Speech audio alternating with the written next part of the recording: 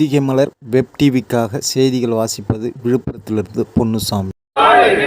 ஏழை எளிய மக்கள் நாங்கள், ஏழை எளிய மக்கள் நாங்கள். கீழே குடியிருக்கும் பட்டாதார கேட்கிறோம், காக்கைக்கும் கூடுண்டு, குறைவிக்கும் கூடுண்டு, குறைவிக்கும் கூடு.